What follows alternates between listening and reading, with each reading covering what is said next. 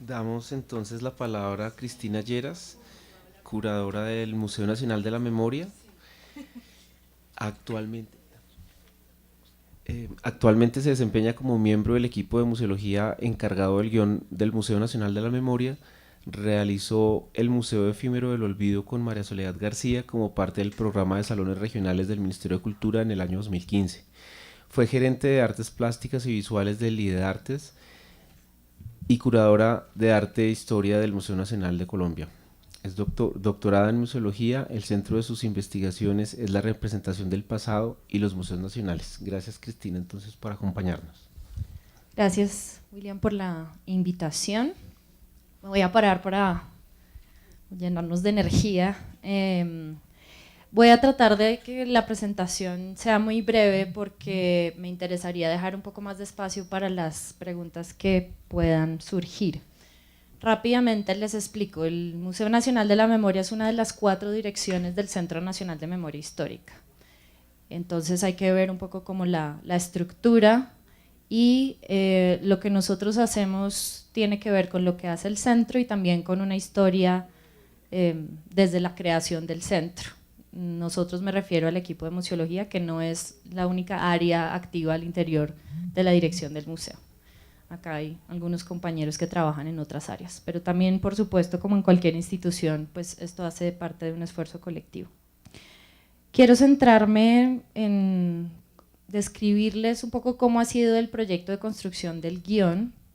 El edificio aún está por construirse, pero nuestra intención, debido a que todo lo que tiene que ver con conflicto armado es controversial, es crear una primera exposición para el 2018 y poner esa exposición en escena, como una especie de gran laboratorio de una narrativa que siempre va a ser inconclusa, siempre va a tener problemas y que seguramente duraremos muchos años, como todos los otros países que han lidiado con un pasado doloroso y traumático en la construcción de esa narrativa. Quiero entonces solo señalar un problema y ojalá ustedes encuentren muchos más problemas en la construcción de este guión para este museo, y es uno que tiene que ver con algunos de los temas que toca la profesora Yolanda Sierra, que es la reparación simbólica. Y el museo viene de la ley 1448, que es la ley de víctimas y restitución de tierras. Y ya voy a hablar de eso. Y por supuesto está relacionado con los temas de reparación simbólica. Sin embargo, dentro de la ley, lo que tiene que ver con la no repetición, que es uno de los componentes de la reparación simbólica, es, a mi juicio, sin ser experta en legislación, uno de los puntos más flojos de la ley. Según mi interpretación de museóloga de la ley, hay una idea de que si se repara a las víctimas integralmente, eso automáticamente va a llevar a la no repetición. Y creo que ahí es donde el museo y sus exposiciones, programación, etcétera, tiene mucho que aportar, porque el museo, como espacio de encuentro, tiene que ver, por supuesto, con las voces de las víctimas, por supuesto cuenta lo que ha pasado, pero su responsabilidad mayor es involucrar al resto de las sociedades, vernos como conjunto. Porque incluso cuando la ley habla de la reconstrucción del tejido social, está hablando de la reconstrucción del tejido social de las víctimas. Entonces, esa palabrita que aparece ahí, no repetición, que además es una carga fuerte para asignarle al museo, por supuesto, es algo que el museo evidentemente no puede hacer solo. Entonces quería señalar ese problema, y es, a veces al interior de lo que se llama la no repetición hay fuerzas que están en tensión y que no necesariamente van jalando para el mismo lado. Es decir, uno también tiene que pensar si todo lo que tiene que ver con dignificación de las víctimas necesariamente lleva a la no repetición o no. Entonces, partamos de la base que cualquier historia va a ser incompleta en construcción y problemática. Bueno, ahora la parte breve de la descripción de cuáles son las decisiones que se tomaron para, por lo menos, abordar este problema. El primer paso fue recoger el legado del centro, de la dirección, y establecer unos mensajes, que son los mensajes que el museo quiere comunicar. Voy a solamente resaltar 3 mensajes. Los dividimos en mensajes explícitos e implícitos, porque tienen que ver con nuestra relación con los visitantes. Entonces, los explícitos los pensamos como aquellos que en sus distintas formas expositivas o narrativas o de programación, el museo tiene que plantear de una forma directa. Y los implícitos son aquellos que nos gustaría que los visitantes construyeran a partir de todos esos elementos que aparecen ahí. Voy a leer solamente el primero. Los costos de la guerra son muy altos y los daños que ocasiona son inmensurables. Ese es el mensaje explícito. Y el implícito es: nada justifica la violación de los derechos humanos. Pero éramos conscientes de que una narrativa de un museo establecida, ¿no?, a modo de mensajes, pues era por lo menos insuficiente o imposible construir una narrativa. Entonces, ahora sí seguimos, son poquitas diapositivas. Establecimos unos ejes que cumplen varias funciones. Son conceptos para entender y para explicar lo que ha sido el conflicto armado. Son también formas de narrar y son sujetos que cuentan. Entonces, cuando les hable de los ejes, los voy a presentar por separado, pero piensen que están entrecruzados, que tienen puntos de encuentro, que evidentemente se solapan, se entrecruzan, y que además son ejes que, como piezas de un rompecabezas, se pueden configurar de distintas formas. Para la primera exposición los configuraremos de una forma, pero luego, a partir de la experiencia, evidentemente se pueden seguir llenando de contenido y volver a reconfigurar. Y otra parte fundamental: si bien se centran en una materialidad, trascienden lo material, tienen que ver con lo simbólico, con las cosmogonías, lo trascendental, etc. Entonces, pasemos ya a los ejes, por favor.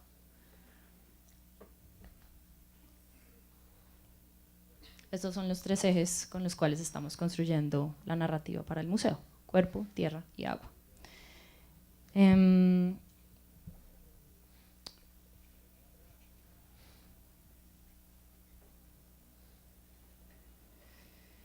A estos tres ejes les hicimos unas preguntas, que son preguntas que podemos seguir contestando, y que la idea es justamente esa.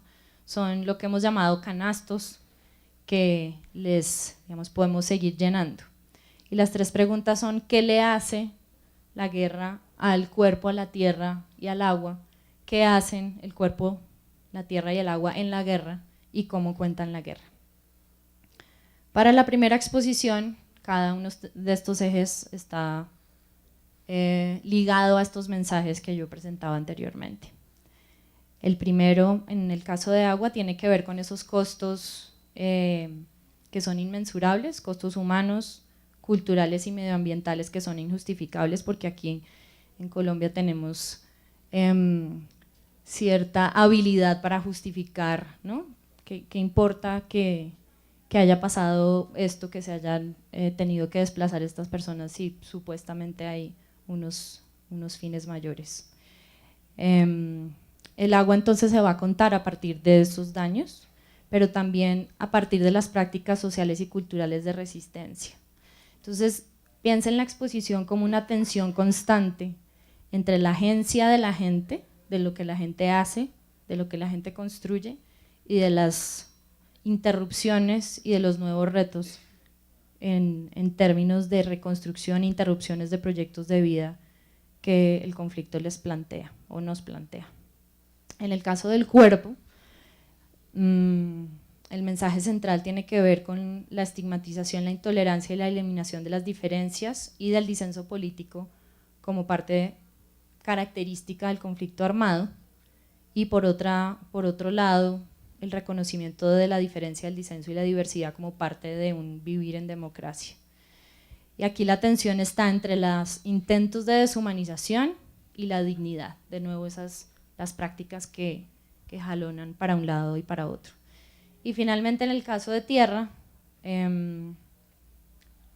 la idea con con el eje tierra es mostrar que la guerra es intencionada, que hay unas dinámicas políticas, económicas, militares, que están detrás de lo que le pasa a la gente, ¿no? Tenemos las experiencias de lo que la gente nos cuenta, pero eso está enmarcado en unas estructuras y unas dinámicas más amplias que a veces son muy difíciles de ver. Entonces hay compromisos y responsabilidades de agentes sociales, de funcionarios públicos, de empresarios, que tienen que ser reconocidas. La guerra no solamente como lo que hacen unos ejércitos. Y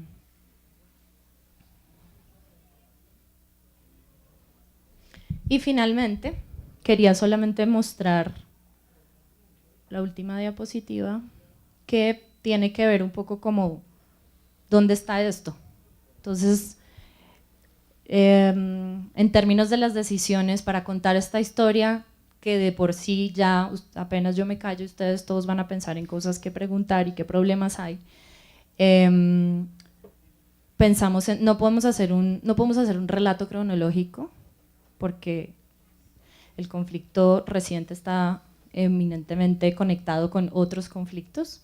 Si yo voy a contar la historia del despojo de la tierra en el marco del conflicto armado, necesariamente me voy a tener que remitir a otros despojos y a otras luchas. No podemos contar esta historia por regiones, porque entonces no vamos a ver la dinámica nacional, ni por modalidades de violencia. Y así fue como llegamos a estos 3 ejes. Pero todo de lo que queremos plantear en esta exposición y conectar, evidentemente va conectando también distintos lugares del país. Gracias.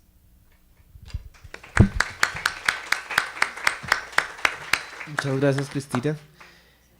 Seguimos entonces con la intervención de la profesora Yolanda Sierra, quien representa al Departamento de Derecho Constitucional de esta universidad. Yolanda Sierra León es abogada y restauradora de patrimonio cultural, doctora en Sociología Jurídica, investigadora en Arte, Derechos Humanos, Reparación y Reparación Simbólica. Es docente investigadora del Departamento de Derecho Constitucional y coordinadora del Grupo de Derechos Culturales y además docente de nuestra Facultad de Estudios del Patrimonio Cultural. Gracias, Yolanda. Te damos la palabra. Gracias. Aló. Voy a hacerme ahí. Dale. Sí. Voy a hacerme ahí porque mi tema requiere que mire para todo lado, para oriente, occidente, norte y sur. Entonces voy a hacer acá. Bueno, seguramente todos ustedes saben que en el acuerdo de paz, en el punto 3º de fin del conflicto, se estableció que con las armas fundidas de las FARC se iba a hacer un monumento. Entonces yo voy a presentar una hipótesis de cómo debe ser ese monumento, dónde debe estar, quién lo debe hacer, qué cara debe tener, cómo debe ser el concurso para hacer ese monumento. Y para presentarles mi hipótesis les voy a pedir un favor a todos ustedes, que fue uno que nos pidió una amiga de Harvard hace poco acá en la Universidad Doris Sommer, que consiste en lo siguiente, que ustedes se deben parar en este instante, por favor párense, deben mirar a su lado y conseguir una pareja, ¿sí? Si quieres a Cristina, que está allá Cristina, ¿sí? Una pareja, ¿sí? Todos parados, por favor mírense a los ojos con esa pareja, mírense a los ojos con esa pareja y por favor construyan con el otro, digamos primero uno y después el otro, un monumento. Entonces por favor, el uno al otro, si quieren, póngale la cabeza de un modo, el brazo, la pierna, ¿tal? Algo así, digamos. Por ejemplo, voy a hacer un monumento con esta, entonces, por favor, chan, por favor, chan, y agáchese, chan, y suba la cara, chan. Miren mi monumento. Entonces, por favor, fabriquen en este instante un monumento muy rápido, ¿sí? Cualquier monumento, el que quiera, ¿sí? Por favor, fabríquelo. Fabriquen el monumento, por favor. Uy, mire ese brazo de San. ¿Ya quedó? ¿Eso listo? Mírenlo por un instante. Chin, chin. Listo. Quédese quieto el monumento ahí. Estatua, quieto, estatua, estatua, estatua. Ahí, ¿listo? Bueno, acaban de convertirse ustedes en un momento. Ahora el otro, por favor, la otra persona. Otro monumento, la otra. Ahora la otra, ¿sí? ¿Listo? Miren ese con sombrilla. Mira esa belleza de monumento. Por favor, una foto aquí. En esas poses monumentales. ¿Listo? Quieto, quieto. Estatua, estatua, estatua. Estatua, estatua. Miren, uy, mire esa forma de caballo española. Ya. Muy bien. Muchas gracias. Felicitaciones a todos los caballos, peanas, próceres, bustos que acaban ustedes de representar. Doris Sommer nos decía el otro día en ese ejercicio que realmente el monumento establecido en el acuerdo de paz debería ser todos deberíamos estar representados, pero un reto muy difícil. Y yo les voy a hacer una propuesta de cómo podría ser eso posible. Y la hipótesis que nosotros tenemos, y cuando digo nosotros es en el grupo en el que trabajo derechos culturales, son los derechos colectivos. Entonces les voy a exponer mi teoría, nuestra teoría de el monumento con las armas fundidas de las armas de las FARC desde la perspectiva de los derechos colectivos. Entonces, siguiente. Es una lástima que haya tanta luz, ¿no? Entonces, para eso voy a mostrarles primero un canto y después les voy a mostrar unos árboles, ¿sí? Entonces, empecemos con el canto. Lástima que esto tenga tanta luz. Este canto que vamos a oír es un ejemplo de miles de ejemplos de patrimonio cultural inmaterial de Colombia.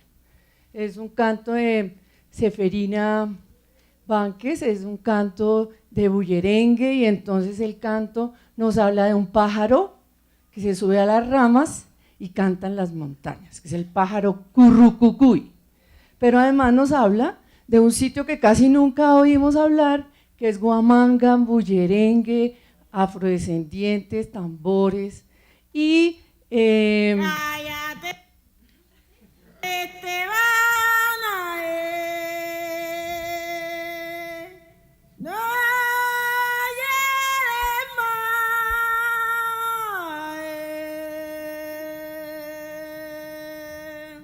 mira que te coge el curucucú.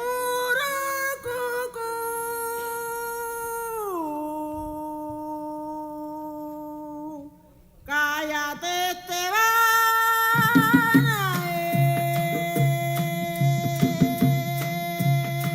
no llores más,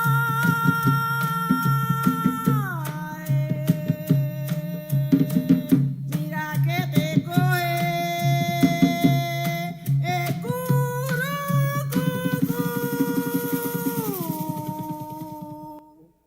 la idea sería currucucú, Estebana, currucucú.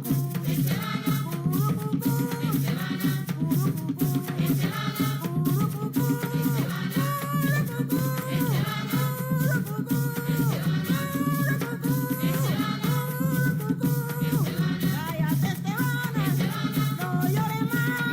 Cállate, Estebana, no llores más.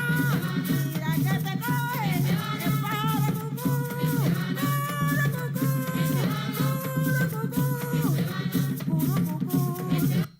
Bueno, la idea entonces sería que con las armas fundidas de las FARC, que eso se vuelve como un líquido en un crisol, se reparta en todos los municipios de Colombia, recibido por cantos como este, que forman parte del patrimonio cultural inmaterial. Pero voy a mostrarles otra cosa antes de empezar a desarrollar mi hipótesis. La siguiente, lo necesito sin luz. Yo preferiría sin luz, que es más rico, ¿o no? Sobre todo con este frío. No, es volver a mi… No, ese no. volver a mi presentación, por favor? La siguiente. Eso. Eso que ustedes ven ahí es un árbol de tananeno, ¿sí? Y cuando uno oye los nombres de los árboles, también esos nombres en sí mismos son un patrimonio cultural inmaterial. Parecen como es un patrimonio cultural toponímico. Habla de… Ahora nos dejó demasiado. Son las palabras de los árboles, que son más de 50.000, parecen en sí mismo un patrimonio cultural que podría ser incorporado a la teoría de los derechos colectivos que les voy a exponer. Por ejemplo, hay nombres como acacio, algarrobillo, almendro, bálsamo, bijao, que es una voz bijao, cañaguate, donde sale la canción esa de la cañaguatera, porque estoy enamorado, te alejas de mí, ¿recuerdan? En el cañaguate está mi martirio, negra, ¿por qué me olvidaste? Si yo no te olvido. El patrimonio, hay un patrimonio cultural musical que recoge ese patrimonio toponímico natural. Caoba, cedro, abarco, palo rosa, canelo de andaquíes parecen en sí mismos una poesía y forman parte del patrimonio cultural inmaterial toponímico solamente asociado a los árboles. Miremos otro árbol. El siguiente, este es el caracolí, árboles maderables que han sido arrasados por el conflicto armado. Entonces, que han sido arrasados no solo por el conflicto armado, sino algo por lo que pasaba antes y ha sido paralelo al conflicto también, que es la minería ilegal, la ganadería, los cultivos de palma, los cultivos de plátano, que han arrasado con todos estos árboles y solo se ha desplazado por el pasto para tener ganado, que como su nombre lo indica, es solo para ganar. Entonces llegamos al ébano y a muchos otros árboles. Necesitamos hacer, si esta perspectiva de este monumento se aplica, una incorporación del patrimonio natural al imaginario del país, porque estamos alejados de la toponimia, de los árboles, de sus sombras, de los cantos que hay a propósito de ellos. Entonces, con esa introducción voy a hablarles de 4 temas rápidamente.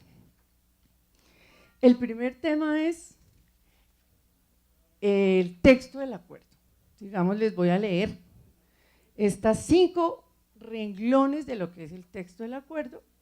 Después voy a presentarles mi hipótesis de cómo debe ser ese monumento con las armas fundidas de las FARC, una mención muy corta de lo que es los derechos colectivos y 2 experiencias sobre árboles del Caquetá y un ejercicio muy lindo que se hizo acá en Bogotá que se llama los Jardines de Paz. Entonces, los primeros 5 renglones. El artículo 317 del texto del acuerdo del 24 de noviembre dice lo siguiente: disposición final del armamento.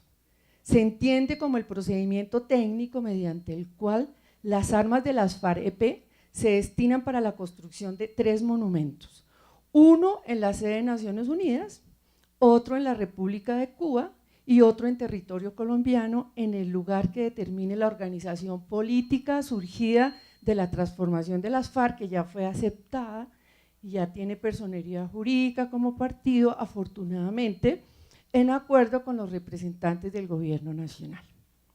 Entonces, si nosotros pensamos solo en un lugar, en el Cesar, que es donde están ubicados estos 3 árboles que yo escogí, hubo en el Cesar 333 masacres por las autodefensas. Hubo solamente en un solo lugar, por el Frente 59 de las FARC, existieron solamente 7.080 masacres en toda la subregión de esta zona. También en la década de los 90, las FARC cometieron emboscadas, extorsiones, secuestros y asesinatos, no solo de soldados y policías, sino de civiles también. Sucre, por ejemplo, con los frentes 35 y 37 de las FARC, sometió a Ovejas, Colosó, Chalán, Toluviejo, Los Palmitos, San Onofre, San Benito y Morroa, que en sí mismo parecen también pura poesía como la de los árboles, y que necesitaríamos incorporarla al mundo del patrimonio cultural para que nazcan. O sea, cuando no se sabe dónde es Sachi, Cachiqui, Sazora, Cucaita, Chiquinquirá, eso es para los que nacimos ahí, pero realmente los 1125 municipios de Colombia son un número. Necesitamos incorporar ese patrimonio cultural toponímico de los municipios y de los árboles en esta teoría que les voy a presentar. Si esto es así, ¿dónde debe estar ese monumento? ¿En cuál de esos 1125 municipios que todos sufrieron arrasamiento humano y natural? ¿Dónde lo podríamos ubicar ese monumento y qué cara tendría ese monumento? Es el tema que enfrentamos nosotros en este punto, porque el acuerdo de paz enfrenta todo tipo de problemas. Entonces, la hipótesis es la siguiente: el monumento debe estar en todos los 32 departamentos, debe estar en todos los 1122 municipios, debe estar en todas las veredas y en todos los corregimientos. Y ustedes estarán pensando, ¿y cómo hacemos eso tan romántico? O sea, ¿cómo hacemos? ¿Repetimos 3020 veces el monumento? ¿Lo hacemos una vez? O sea, eso sería un contrato maravilloso. O sea, Odebrecht sería el perfecto para hacer los 3020 municipios. ¿Cómo? Pero además, esa sería la primera característica, tendría que ser desterritorializado. La segunda característica es que ese monumento debería ser virtual, porque incluso hay personas que no están en el país, hay 327.000 refugiados que están en 45 países y hay 5 millones de desplazados internos. Entonces tendrían que ellos tener la posibilidad de virtualmente tener el monumento. Entonces es desterritorializado y además debe ser virtual. ¿Y cómo lo hacemos? O sea, todavía más problemas. Pero además debería ser atemporal, porque el monumento no debería hablar del conflicto armado desde el 1 del 85 hacia adelante como lo estableció la ley, sino debería ser de mucho atrás, porque el conflicto, algunos dicen que empezó en el 48, pero otros dicen que desde la colonia. Incluso otros dicen que ya los indígenas tenían conflictos armados entre sí, y hay teorías muy interesantes sobre eso. Entonces tiene que ser desterritorializado, virtual, atemporal, y además debería tener una perspectiva restaurativa y permitir que las víctimas y los responsables de los daños hablen, pero además no solamente ellos, sino los que no están directamente vinculados al conflicto armado. Pero además, que es un tema muy interesante, debe ser un instrumento de reparación simbólica para las víctimas, es decir, debe servir para la garantía de satisfacción, es decir, atender el dolor individual de las víctimas, pero además debería servir para la garantía de no repetición, es decir, ayudarle a todas las personas para que se sensibilicen y conozcan, para que se rompan ciertos arquetipos en la sociedad que facilitan la violación a los derechos humanos y que se intensifican en el conflicto armado. Y el monumento debería servir también para incorporar la verdad, la dignidad y la memoria. ¿Cuál monumento puede cumplir con todos esos requisitos de servir para la reparación simbólica, para cumplir con la perspectiva restaurativa, que sea desterritorializado, que sea virtual y que sea temporal? Entonces, yo les voy a presentar una inspiración, porque no es que sea una inspiración que es, por una parte, los derechos colectivos, que como ustedes saben son los grandes derechos después de la Segunda Guerra Mundial. O sea, en esa teoría simple de cómo aparecieron los derechos, primero los vinculados a la persona en la Revolución Francesa como la vida, muy burgués, la vida, la libertad, la igualdad, y después los derechos ligados a las revoluciones obreras, entonces aparece el derecho a la vivienda, a la salud, pero después de la Segunda Guerra Mundial, con los millones de personas desplazadas por la guerra, hay una pregunta muy interesante, dos preguntas muy interesantes. ¿Qué vamos a comer si estamos en otro lugar? ¿Cómo vamos a hablar si estamos en otro lugar? ¿Cómo nos vamos a enterrar? ¿Cómo nos vamos a casar? ¿Con qué nos vamos a curar? ¿Cómo nos vamos a querer? Si estamos a millones de kilómetros de la casa, del hogar. Entonces aparecen la tercera generación de derechos que se llaman los derechos interplanetarios, los derechos de la solidaridad, los derechos colectivos. Y los dos más importantes son el patrimonio cultural y el medio ambiente.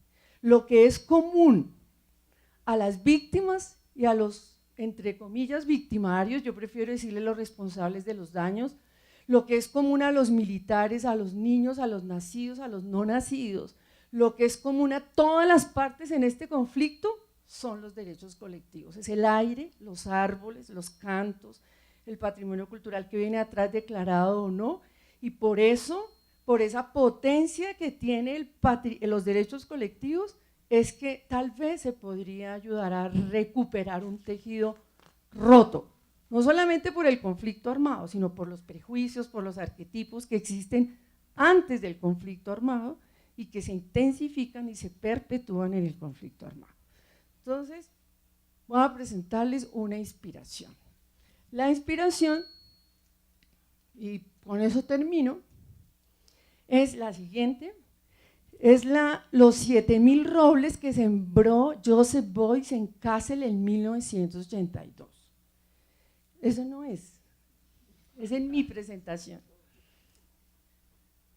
Es la presentación. Joseph Beuys, en Kassel, Alemania, existe cada 4 años una gran feria o una gran exposición de arte contemporáneo. Joseph Beuys presentó 7.000 piedras en la plaza de Kassel, a condición de que cuando se fuera sacando cada piedra, más o menos en la historia, se sembrara un árbol.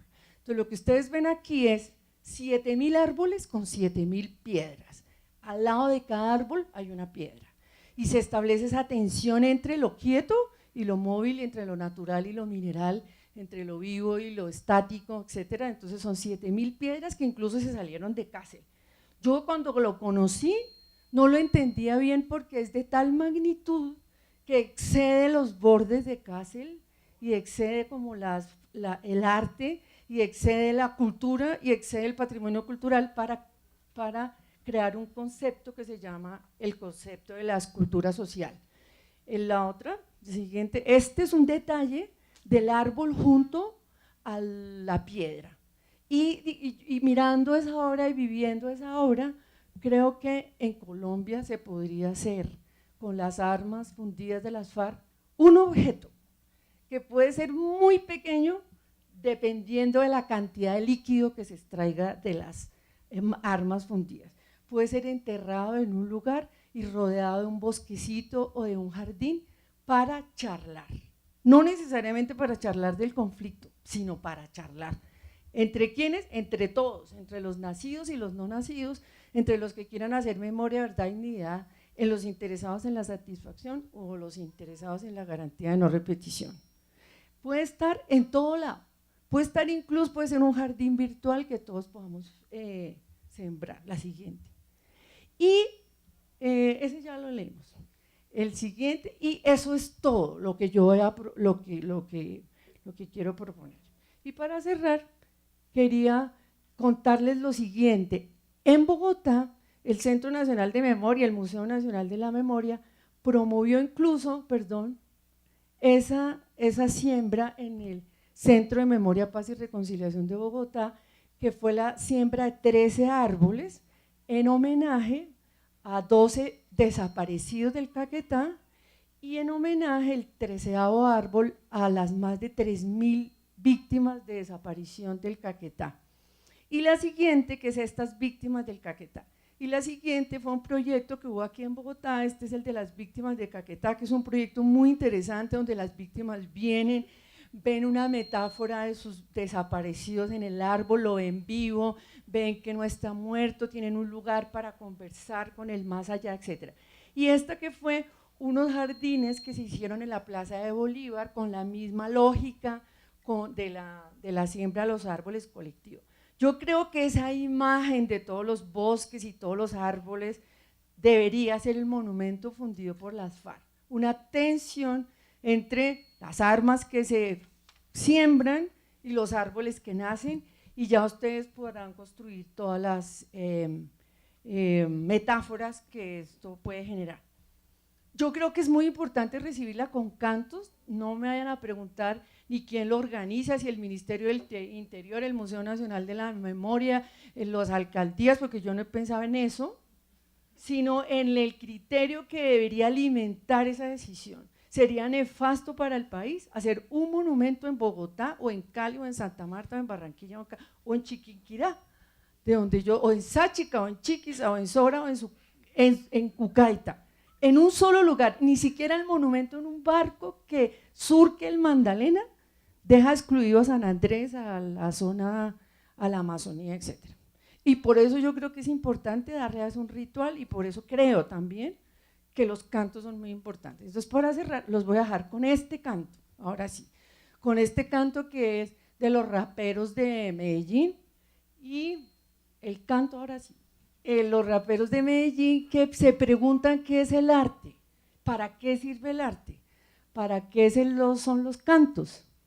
Y yo creo que si se pueden recibir los árboles con esas armas fundidas de esa manera, pues podríamos aproximarnos a eso que los griegos hacían, que era distribuir los dones a las criaturas por todo el universo mediante un líquido sagrado que daba inteligencia, creatividad, ensoñación y energía.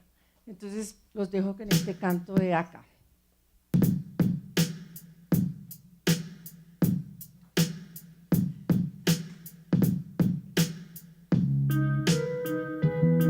¿Y qué es arte? Sino referencia a la lucha. ¿Y qué es arte?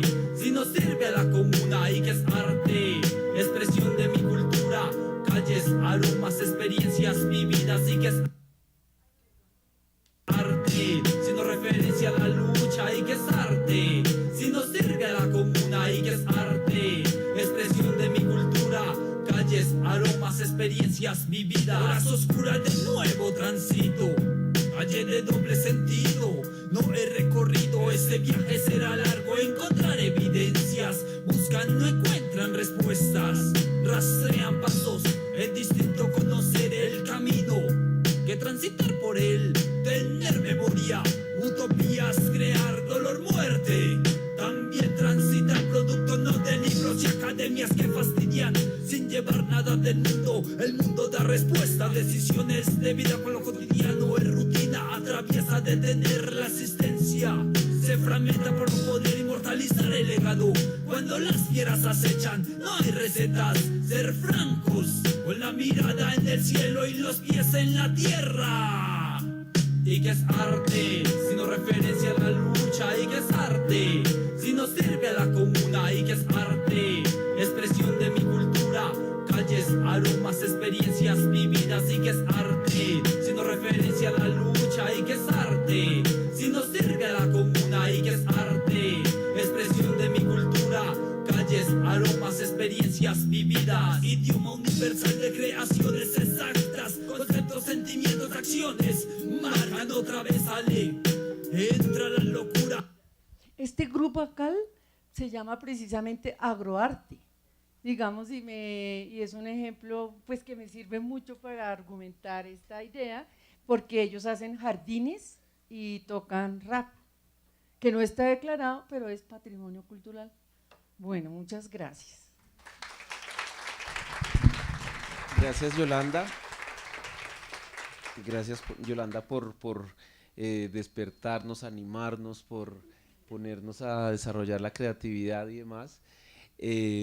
Los invito entonces a los ponentes a que nos acompañen en la mesa para la sesión de preguntas y discusión. Les recomiendo pues poder hablar fuerte frente al micrófono, así pues como…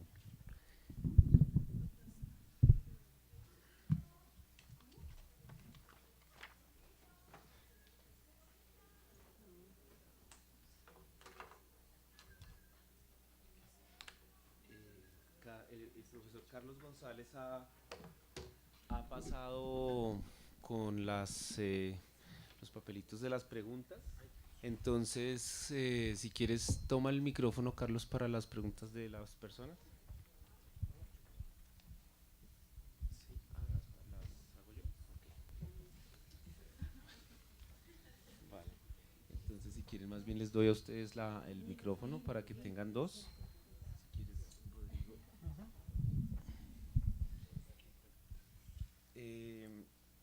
recapitulando un poco, entonces, pues creo que de todas las presentaciones ha habido varias constantes, como es evidentemente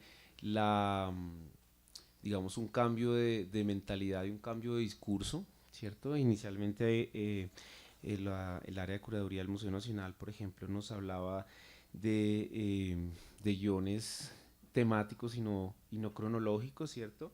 Nos hablaba del tema de la participación, que Norma Juliana lo reiteró, del trabajo transdisciplinar, que me parece, digamos, un tema muy interesante, sobre todo en un museo tan grande, y creo que es también el trabajo que ha venido adelantando el Museo Nacional de la Memoria, y fue pues también el trabajo que se hizo desde el Museo de la Independencia, cuando justamente se hace una consulta pública en donde pues se le dio la voz a las personas, y vemos entonces temas, temas que son conflictivos.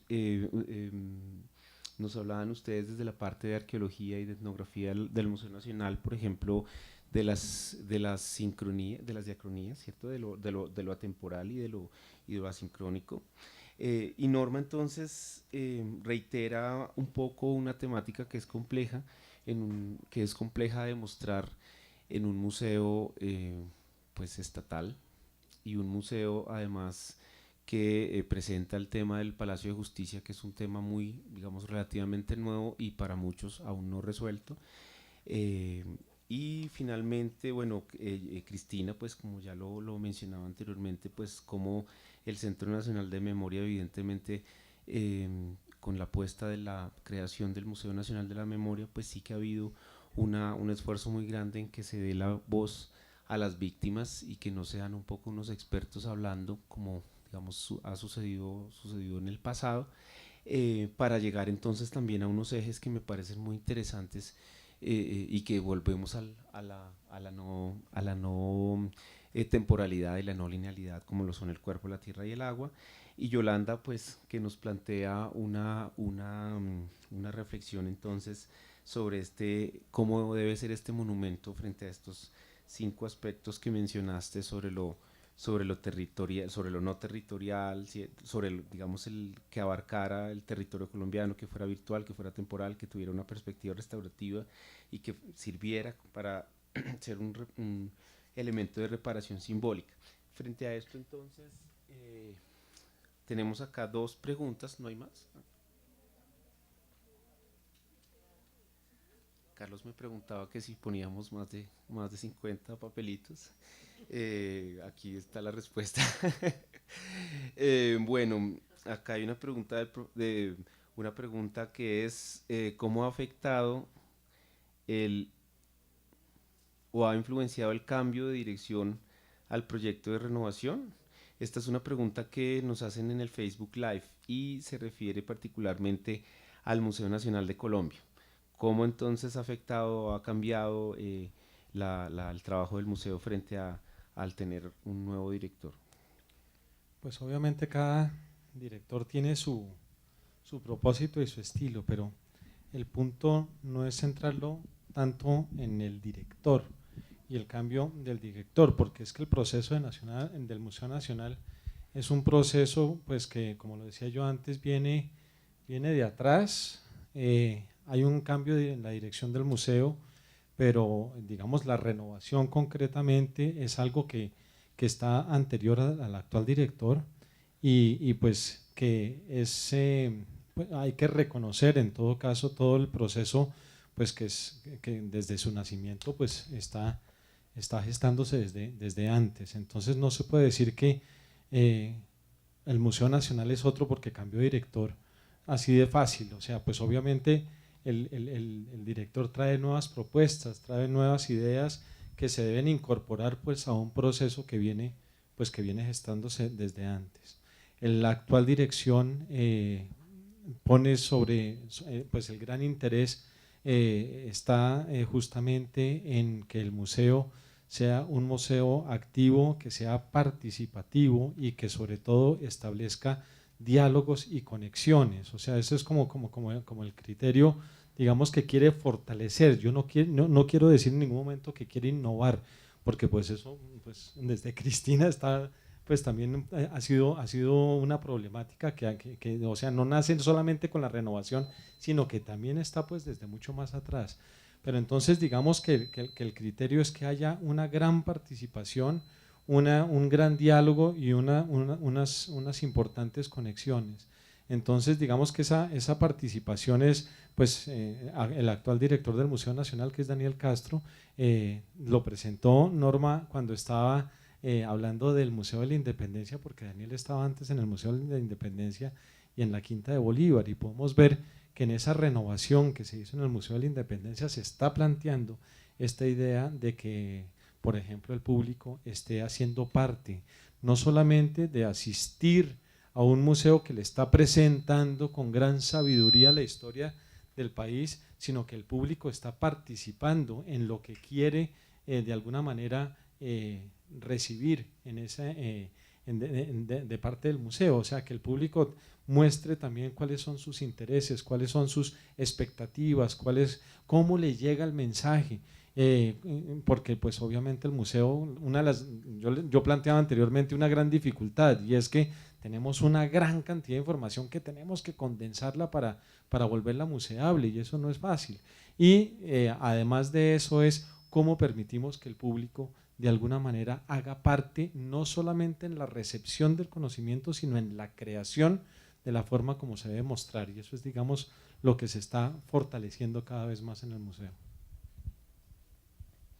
Gracias, Rodrigo. Hay una pregunta para Norma con respecto a el tema de la exposición del Museo de la Independencia, particularmente en el caso del casco del General Plazas, en donde hubo un derecho de petición para que fuera retirado porque las víctimas, los familiares de los desaparecidos pues se sentían un poco como expresaban sentirse revictimizados. La pregunta es que cómo se manejó desde el museo la situación. Yo creo que tú puedes responder mejor. No, pero la pregunta es para ti. Bueno, desde el Museo de la Independencia siempre se ha planteado que somos un escenario neutro en que presentamos la información sin dar un juicio de valor. Y cuando llega este requerimiento, pues el museo decide no retirar el casco porque nosotros lo presentamos como un actor del hecho sin darle un juicio y no yo no recuerdo. Para complementar lo que Norma Juliana dice, fue muy interesante cuando se hizo la selección de los objetos. Justamente la idea del museo fue poner todos los actores que habían tenido una participación en la toma del palacio, y entonces pues hay objetos que se rescataron del palacio, un tanque, un extintor o una máquina de escribir, pero está el casco del General Plazas y además las imágenes de las víctimas. Entonces digamos que también es interesante ver cómo la idea que el museo tiene de representar, de contar esa historia, pues justamente tiene una lectura muy distinta, y eso es parte pues como de las lecturas que los visitantes hacen, ¿cierto? Los mismos procesos cognitivos, y un poco pues cuando además el museo tuvo una posición muy digamos neutral, sin decir, digamos sin tomar partido a pesar de ser una institución pública, pues quiso justamente tener una posición muy neutral, ¿no? Bueno, la siguiente pregunta es para Cristina. ¿Cómo se inserta el Museo Nacional de la Memoria en relación con la política pública sobre museos que plantea el Ministerio de Cultura? Creo que el museo hay que entenderlo en otro marco. O sea, evidentemente entra a dialogar en un paisaje de museos donde están pasando distintas cosas, pero el museo no responde a la únicamente a una política de museos. El museo está creado por la ley de víctimas. Entonces yo creo que esto lo podemos entender, si fuéramos a hablarlo en términos jurídicos, como de la justicia ordinaria y de la justicia transicional. El museo en este caso cumple un rol muy importante en la reparación simbólica, es decir, ese es su mandato central. Entonces, evidentemente hay una relación con otros museos, pero no es del ámbito de la cultura exclusivamente. Y esta pregunta tiene relación con otra que hacen justamente para Yolanda en relación a lo que tú acabas de mencionar, y es cómo plantear esa hipótesis en un museo como el que es, digamos, en este caso el Museo Nacional de la Memoria u otro, ¿no? Cómo esa hipótesis que tú planteas se lleva a cabo en un museo. Está chévere la pregunta. O sea, yo me quiero comer, almorzar con el que hizo esa pregunta. Yo creo que todas las hipótesis se aplican al museo y ese es un gran tema del museo, pero con una diferencia, y es que el Museo Nacional de la Memoria es una orden legal. Dijeron, hágase el Museo Nacional de la Memoria, y eso es una obligación, pero además dijo, hágase en Bogotá. O sea, no dijeron, puede hacerlo con la libertad que yo digo el monumento, porque el monumento dijo, en el acuerdo de paz, dice, por eso lo leí, hágase el monumento tal como lo acuerde las FARC y el gobierno. O sea, que ellos se pueden entrar a deliberar y por eso es tan importante esa reflexión. Porque, digamos, mi propuesta es como las personas como monumento, o sea, el monumento como museo. Pero en cambio el Museo Nacional de la Memoria, y estoy de acuerdo completamente con Cristina y con el equipo del museo, es que el museo es un instrumento de reparación simbólica. Y como ustedes saben, cuando a las víctimas se le violan los derechos, las víctimas tienen posibilidad de reclamar la indemnización económica, la restitución del derecho, la rehabilitación física y mental, y también la memoria, la dignidad, la verdad, la garantía de satisfacción o la garantía de no repetición, y todo eso lo tiene que cumplir el museo por un mandato legal. A diferencia del monumento que está en construcción, o sea, podemos decidir hacerlo en Bogotá como un falo alto en la mitad de la Plaza de Bolívar, o podemos decidir hacer otra cosa. Ustedes están más restringidos, me parece, o el museo está más restringido, no sé. Pero no estaría de acuerdo con las restricciones, porque si bien el proyecto arquitectónico del museo plantea un edificio en Bogotá, de todas maneras el museo está pensado en distintas dimensiones. Una dimensión territorial que entra a dialogar y a construir con los lugares de memoria que existen por todo el país, con iniciativas de memoria, una dimensión virtual, digamos que también puede crear otro tipo de diálogos. Yo creo que el museo hay que entenderlo en que es el ecosistema complicado de la restitución, es decir, cómo conversa, por ejemplo, el monumento que aporta a la reparación, el museo que aporta a la reparación, los programas de la unidad de víctimas, cómo están aportando a la reparación, las otras acciones del Centro Nacional de Memoria Histórica, es decir, tiene que haber un esfuerzo mucho más integral, porque el monumento solo no hace nada, el museo solo tampoco hace nada. No, sí, es verdad, pero de todos modos el aparato físico pesa mucho en el museo, me parece a mí, de todos modos. Digamos, no tiene esa libertad y por eso es tan interesante la discusión ahora con el monumento. Ustedes han hecho un gran esfuerzo. Lo que pasa es que el monumento se emancipó por el equipo que tiene, pero la ley fue, me parece a mí, muy restringida. Ustedes lo pudieron emancipar, pero me parece que está pensado de manera muy restringida legalmente, ¿sí? Pero digamos, cuando uno entra al Centro Nacional de Memoria y ve todo ese repertorio y material, yo creo que es que había un equipo superior a la manera como legalmente se concibió. O sea, el equipo humano fue el que emancipó al museo, que estaba pensado como un objeto, etcétera. Pero está bien, está bien. Yo creo que los 5 hipótesis para el monumento valdrían.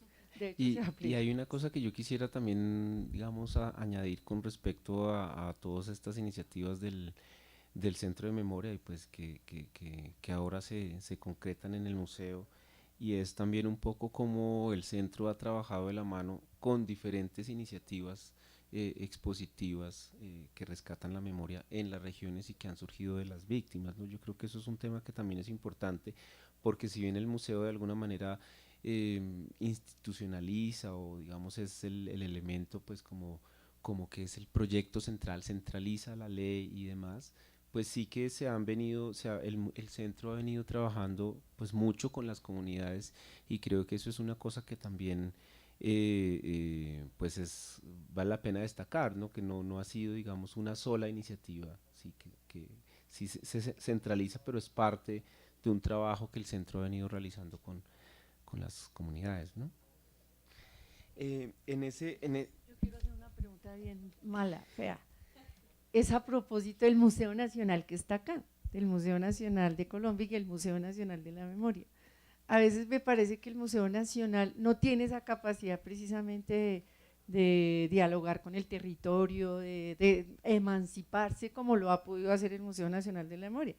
Pero puede ser por estar yo en la Facultad de Derecho que no lo he verificado, ¿sí?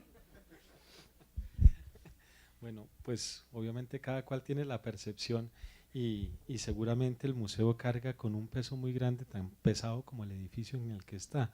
Es posible que eso sea un imaginario muy fuerte que esté detrás de lo que significa el Museo Nacional. Eso hace que nuestro esfuerzo sea muy grande, ¿no? Y que requiera un esfuerzo cada vez mayor. Lo que sí sucede es que la transición no es tajante, sí hay que respetar muchas cosas que pueden verse como obstáculos, pero el camino sí va hacia esa apertura, hacia esa participación, hacia lo que tú llamas emancipación. O sea, cómo emancipar al museo tradicional, ¿no? Y sobre todo cuando ya casi cumplimos 200 años. O sea, es un peso grande, pero vamos en esa línea y esperamos pues, que tengamos un gran éxito a que el museo esté hablando un lenguaje muy contemporáneo, o sea, cada vez más contemporáneo y que tengamos esas posibilidades. Estamos trabajando en eso y yo estoy seguro que vamos a tener muy buen éxito. Justamente hablando del tema de la participación de las personas, de las comunidades y las víctimas, pues hay dos preguntas y del trabajo también entre las diferentes instituciones. Dos preguntas que me parecen pertinentes acá. Una es, pues pregunta si hablaron con las comunidades afro, con las comunidades campesinas, con las comunidades, bueno, no entiendo la siguiente, de árboles, pero no entiendo qué se pregunta, si de pronto lo estoy leyendo mal. ¿Dónde quedan las historias de las personas LGBT y si son indecibles? Y es un poco, pues en el caso de los dos museos, y en la misma línea, otra pregunta que nos dice que escuchando el discurso del Museo Nacional de Colombia, ¿sí? Parece que también hay un interés por historias relacionadas al conflicto. Y la pregunta es, ¿cuál será la relación entre el Museo Nacional de la Memoria y el Museo Nacional de Colombia? Siendo además dos museos nacionales, ¿no? La pregunta Son muy buenas las relaciones.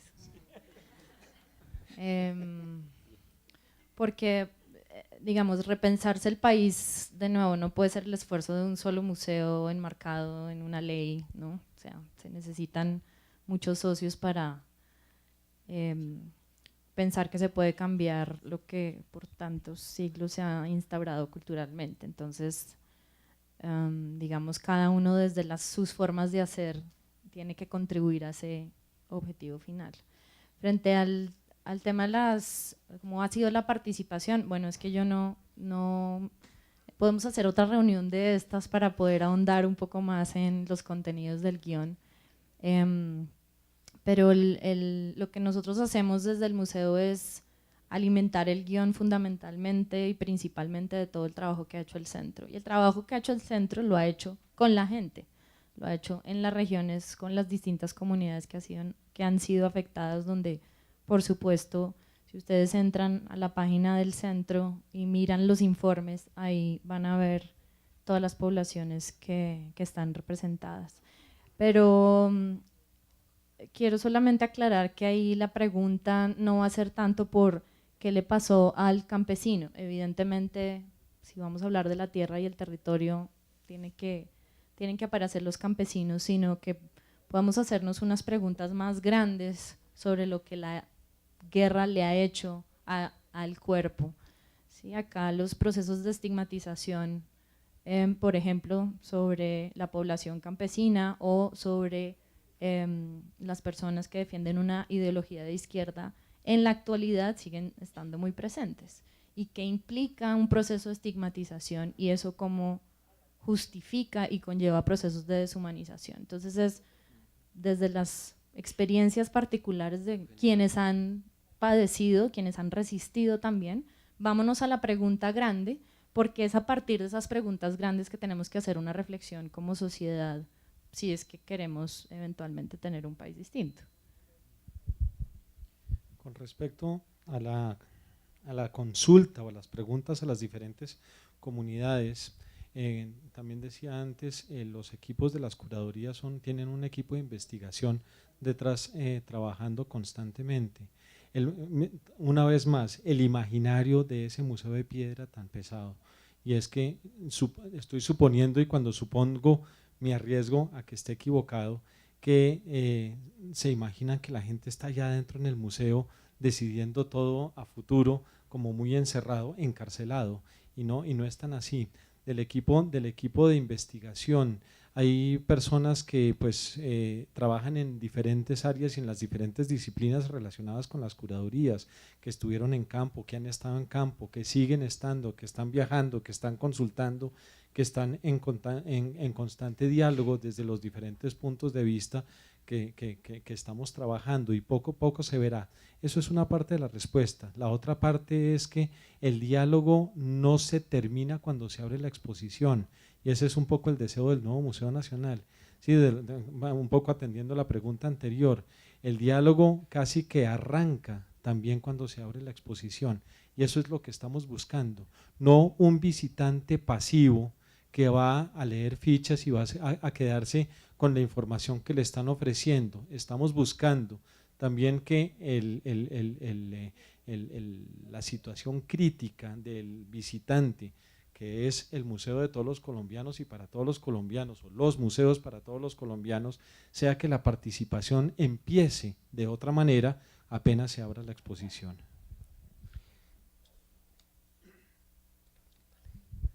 Bueno, no pensaba hacerlo, pero bueno, aprovecho. Justamente, digamos, en el marco de un trabajo intercuratorial, en donde hay distintas voces participando sobre la base, digamos, de un eje que va a transmitir una cierta información. Como dice Rodrigo, hay unos equipos de investigación detrás, digamos, amparando también ese trabajo. Hoy justamente parte de las reuniones intercuratoriales tuvieron que ver con una serie de personas activistas directamente en movimientos sociales, LGBTI+, digamos. Sí, incluso ellos mismos quieren darle otro orden a veces. Hoy una de esas personas nos dijo, no, nosotros preferimos hablar de TLGB. Digo, bueno, perfecto. Pero es para, digamos, ahondar un poquito más en la idea que les muestra Rodrigo, y es que claramente estamos también en contacto con muchos de los actores sociales que tienen que ver efectivamente con la realidad nacional, y mucha de esa está, digamos, de alguna manera también escondida, bueno, no diría que escondida, pero un poco opacada pues por todos los procesos de violencia que tiene nuestro país. Hay otras violencias, hay otros procesos urbanos, en el campo, todo eso, y claramente es la idea de transmitirlo a través de todos los museos, creo yo. Claro. Eso que dices básicamente responde la pregunta que queda aquí sobre cómo se incluyen las necesidades y los intereses de los públicos, ¿no? Es un poco lo que todos han dicho del trabajo con las personas, del trabajo de participación, del trabajo que se ha venido haciendo justamente para responder, como lo dijo Norma, a lo que la gente quería, y no pues que los discursos se construyan como, digamos, se construían en el pasado a partir de unos pocos. Para terminar, hay una pregunta que es para todos. ¿Tú ibas a decir algo antes?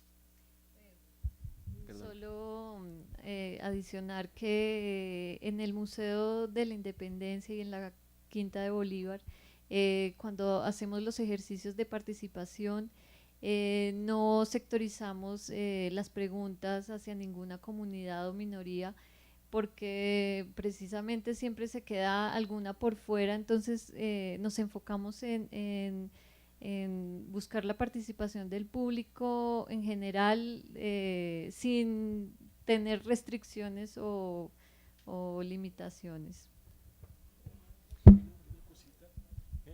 Terminando de contestar la pregunta que lo había olvidado, dentro de la estructura que presentamos hay una sección LGTBI y creo que hay que agregarle ahora Q.